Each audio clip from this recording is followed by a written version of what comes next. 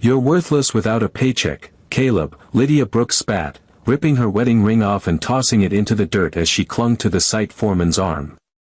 "You can't even carry bricks anymore," she hissed, laughing as her husband stood silent, fists trembling, humiliated before the workers. She thought she was trading up, leaving a man she called a failure for one she believed held power. But what Lydia didn't know was that the man she mocked as a broke laborer was the hidden owner of the entire construction empire. Everyone thought Caleb Brooks was broken, but inside he carried the keys to every tower they stood beneath. And when he finally revealed the truth, his revenge would shatter her, the foreman, and every soul who doubted him. Dear viewers, would you ever forgive someone who humiliated you in front of the world, or would you make them pay? Drop your thoughts in the comments below. Unaware he owned the entire construction empire, Lydia Brooks humiliated her husband the day he lost his laborer job. In front of workers, she ripped off her wedding ring, threw it into the dirt, and wrapped her arms around the site foreman, declaring she was done with a broke man. She thought she had traded up, but what Caleb Brooks did next would shock her, the foreman, and everyone who ever doubted him. The laughter of men carrying steel rods echoed across the dusty site, but Caleb Brooks didn't hear it. He only saw the ring glinting in the dirt where his wife had dropped it. The ring he had saved 3 months' wages to buy when they were both 19 and broke, the ring he slipped on her finger in a small church where the pastor's Bible was missing a cover, but his voice shook with conviction. Lydia hadn't looked at him then with contempt, her eyes had been full of tears and belief. Now those same eyes were hard, cold. "Pick it up if you want," Lydia hissed, brushing dust from her dress as if his touch had stained her.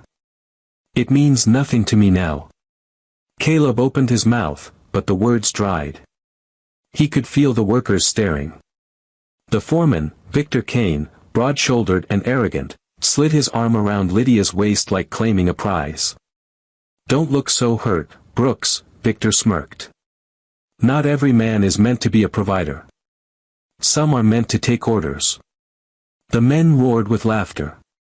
Caleb forced himself to stand still, though his jaw locked so tightly it ached. His silence wasn't weakness, it was survival. But silence had never been Caleb's nature. Years ago, when he was only 21, he'd stood in a polished boardroom with men twice his age.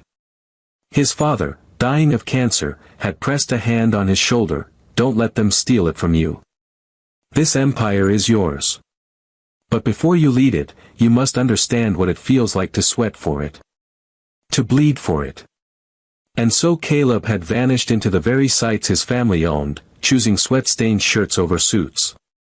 To everyone else he was just another man breaking his back for a paycheck. To Lydia, he was just a labor husband. And now, she was walking away from him. "Lydia, don't do this," he whispered, his voice trembling but steady enough to slice through the jeers. "We've been through worse. Remember the one-room apartment? Remember when we shared one pair of shoes between us?" Her laugh was sharp, cruel. "And that's exactly what I don't want to go back to. Victor offers me a future. You only offer me excuses." Victor kissed her temple deliberately, locking eyes with Caleb.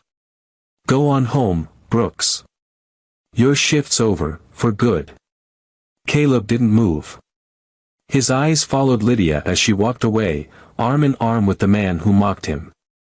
He bent, picked up the discarded ring, and clenched it in his fist until the metal dug into his skin. No words.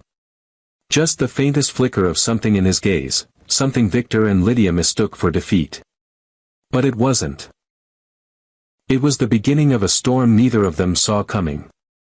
The bar at the edge of town buzzed with laughter and neon lights, a sharp contrast to the grit of the construction site.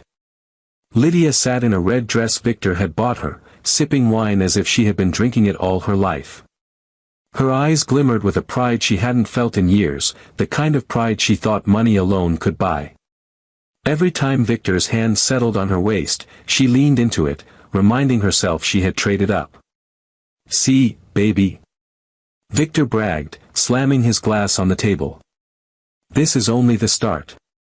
Foremen like me, we don't stay small. Stick with me, and you'll live the life you always dreamed of." She laughed, resting her chin on his shoulder. I knew I made the right choice. Caleb, he was just dragging me down. Always talking about, someday. You're a man of now.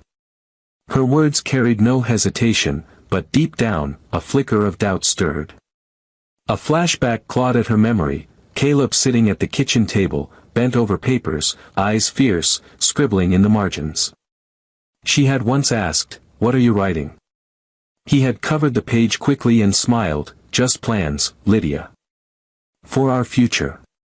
At the time, she rolled her eyes, convinced it was fantasy. Victor snapped his fingers, pulling her back. Forget him. The man couldn't carry bricks, let alone carry you. Me. I run this site. Workers jump when I shout. Money follows power. The word power hung in the air, but Lydia didn't notice the irony. Meanwhile, across town, Caleb sat alone in his apartment, the ring Lydia had tossed lying on the table in front of him. His shirt was torn, his hands raw, but his eyes burned steady. He unfolded the same papers Lydia once mocked, contracts, deeds, corporate seals, all tied to Brooks Construction, the empire his father built from dust and sweat. The memory of his father's voice filled the room, never reveal your hand until the moment it matters. The world doesn't respect what you inherit, Caleb. It respects what you fight for. Caleb's lips pressed into a thin line. His fall today wasn't weakness, it was bait. And Lydia had taken it, choosing the shine of cheap promises over the weight of loyalty. At the bar, Lydia raised her glass in a toast. To us. Victor smirked, clinking it. To ruling the site. And soon, more. But his eyes betrayed hunger. He wasn't just after Lydia, he was after every shortcut to money he could grab. Even the bartender noticed when Victor pulled out a wad of cash too thick for a foreman's wage. Big spender tonight, the man muttered. Victor winked. When you know how to cut corners, the money flows easy. Lydia laughed and kissed his cheek, blind to the truth, every shortcut comes with a price. Across the city, Caleb leaned back in his chair, staring at the contracts. His silence wasn't defeat. It was calculation. He whispered to himself, let them laugh.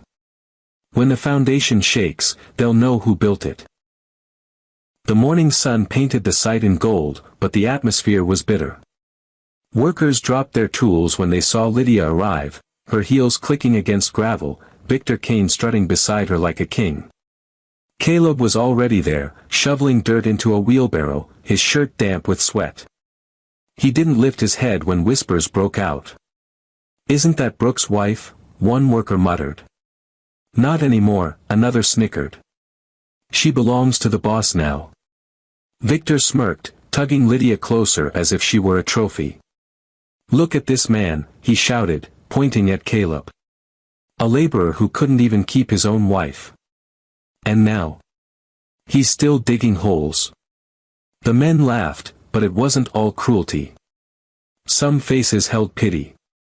They remembered when Caleb had been the first to share his lunch, the one who covered their shifts when they were sick. But pity didn't stop whispers from spreading. Lydia's gaze lingered on Caleb with something colder than hate, indifference. She had once kissed him in this same yard during a rainstorm, both of them soaked and laughing, promising they'd build a life from nothing. She remembered that moment like a ghost, and for a heartbeat, she faltered. But Victor's arm tightened around her, dragging her back to the present. Don't just stand there, Brooks, Victor barked. Move those piles. Faster. Caleb straightened, dirt on his hands, his eyes locking with Victor's. The sight fell into silence as the tension thickened. Careful, Victor, Caleb said quietly, his voice low but firm. A foundation always looks dirty before the tower rises. The words hung in the air, confusing some, unsettling others. It sounded like defeat to a fool, but to anyone listening closely, it was something else, a promise. Victor scoffed, waving him off. You hear that? The man speaks in riddles because he has nothing else to offer. He slapped Caleb on the shoulder hard enough to sting, then pulled Lydia closer, kissing her in front of everyone. Lydia forced a laugh, but deep down, Caleb's words gnawed at her. A tower rising? What tower? She shook it off, drowning the unease in Victor's embrace. Caleb returned to his work without another word, but his silence wasn't empty. It was deliberate. He thought of his father standing over blueprints in a quiet office years ago, whispering, "Let them think you're weak. Let them mock you." The higher they build their pride, the harder they fall when truth comes crashing down. The sound of steel beams clanging jolted the yard back to motion, but the workers couldn't shake Caleb's line. A foundation always looks dirty before the tower rises. Some of them repeated it under their breath, uncertain why it stuck. Victor laughed it off, but a flicker of unease passed through him. And Lydia, though she didn't admit it, couldn't stop glancing back at Caleb as she walked away. Something in his eyes had changed, not broken, not defeated, but calculating. And though no one knew it yet, this was the day the cracks began to form beneath Victor Kane's stolen throne. For 3 days Caleb Brooks vanished from the construction site. The workers whispered that he had finally broken under humiliation. Victor laughed louder than anyone, parading Lydia on his arm like a prize he had stolen fair and square. "He'll never show his face again," Victor boasted, but his laugh was too loud, almost desperate, as though he needed to believe it himself. Lydia forced her own chuckles, yet at night she tossed in bed beside Victor, haunted by the memory of Caleb's words, "A foundation always looks dirty before the tower rises." Miles away from the dusty site, Caleb adjusted his tie in the mirrored walls of an elevator that soared toward the top floor of a skyscraper. The transformation was startling. Gone was the dirt-stained shirt, in its place, a tailored suit that bore the quiet authority of old money and inherited power. But it wasn't vanity. Every polished detail was armor. As the doors opened, the boardroom of Brooks Construction fell silent. Executives, men in their 50s and 60s, rose to their feet instinctively. "Mr. Brooks," one said with reverence, "welcome back." Caleb gave a tight nod, though inside his chest a storm brewed. He remembered standing in that very room years earlier, a boy barely 21, watching his father cough blood into a handkerchief while pointing at the skyline through glass windows. "This empire will test you, son. Wealth attracts parasites. If you want loyalty, you must walk among men who think you are nothing, and see how they treat you." Caleb had listened. He had put on the boots of a laborer and disappeared into the dirt, searching for truth. "Everything is in place, sir," the CFO said, sliding documents across the table. "The audits confirm Victor Kane has been mismanaging funds. Workers are at risk. If we move now." "Not yet," Caleb interrupted, his voice calm, but every word heavy. "I want the rot to show itself fully. I want every mask to fall before I strip them bare." The board members exchanged uneasy glances. One leaned forward. "Sir, forgive me, but the men, they don't know who you are. Even your own wife believes you are only a laborer. Why let yourself be humiliated?" Caleb's jaw clenched at the word wife. A flash of Lydia tossing the ring into the dirt burned his mind. He tightened his fist. Because humiliation reveals truth. And truth is the only weapon worth wielding. Meanwhile, on the site, Lydia walked the grounds with Victor. She carried herself with the arrogance of a queen, but when she saw workers glance at her with pity instead of envy, her smile faltered. She remembered Caleb once helping an old worker lift a beam that even 3 men struggled with. He had laughed as if pain was nothing. How could a man like that be weak now? She shook the thought away, clinging tighter to Victor's arm. Victor barked orders, cutting corners on safety to pocket extra cash. A scaffolding creaked dangerously overhead, and one worker muttered under his breath, "Brooks would never have allowed this." Victor snapped, "What was that?" The man fell silent, but unease rippled through the crew. Back in the boardroom, Caleb signed a paper with a slow stroke, his eyes unreadable. When the tower rises, he whispered, echoing his own foreshadow, they will know whose name is carved into every stone. The executives looked at one another, uncertain whether they were witnessing strategy, or the calm before a brutal storm. The days grew hotter, and with every sunrise Victor Kane's arrogance swelled. He strutted through the construction yard with Lydia clinging to his arm, shouting orders, cutting safety corners, and pocketing money that was never his to take. To the men who labored under him, it was clear, Victor treated the site as his personal kingdom.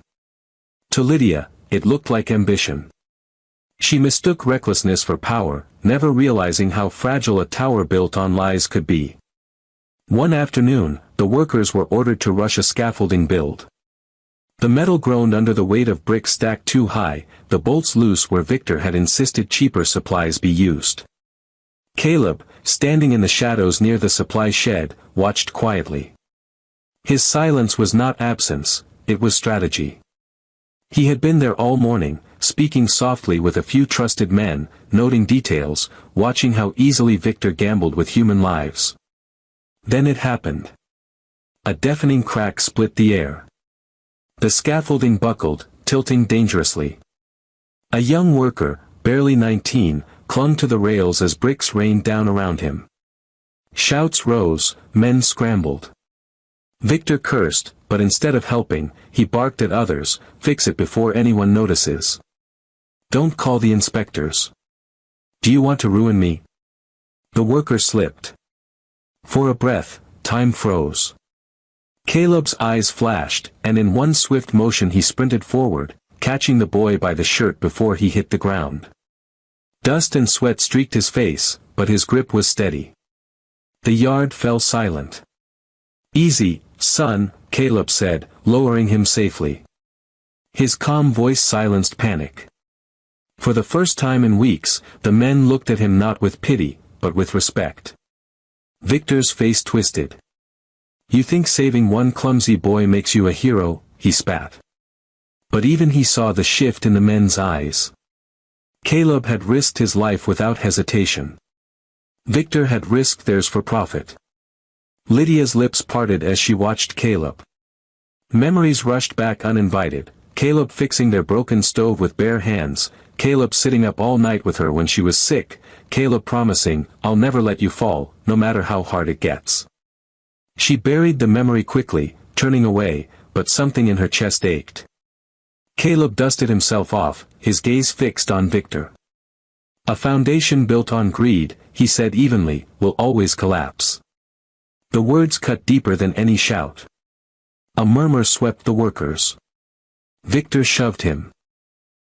Shut your mouth before I throw you off this site for good. But Caleb only smiled faintly, a smile that unnerved Lydia more than anger would have. It wasn't defeat. It was a promise of reckoning. That night, Victor pulled Lydia into a booth at the bar, slamming drinks on the table.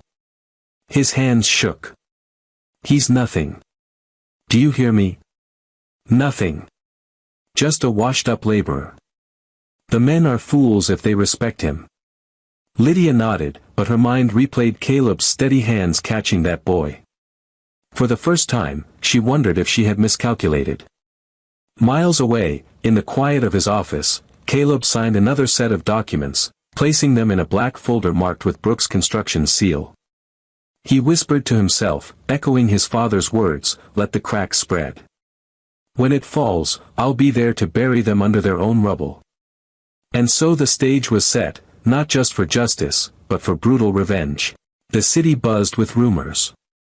Workers whispered about the scaffolding accident, about how Victor Kane had barked orders to cover it up, and how Caleb Brooks, once the site's laughingstock, had been the only man brave enough to act.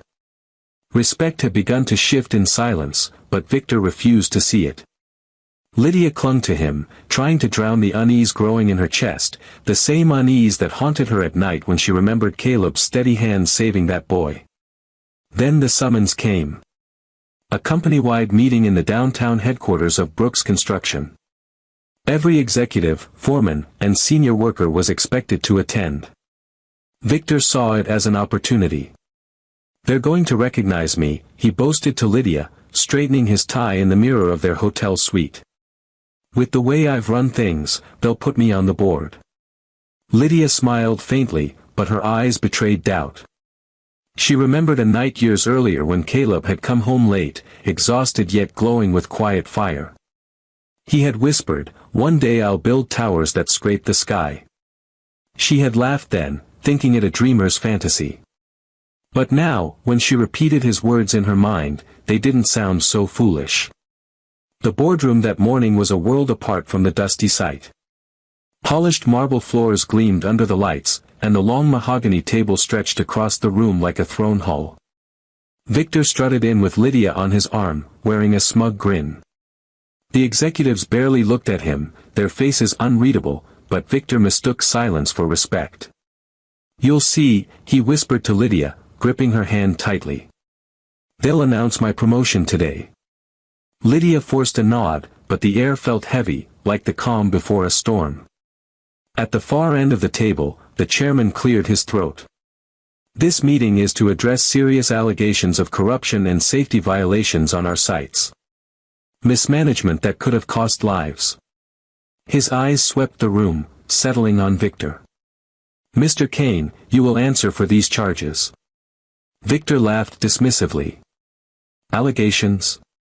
Sir, with all due respect, I've been running that site better than anyone.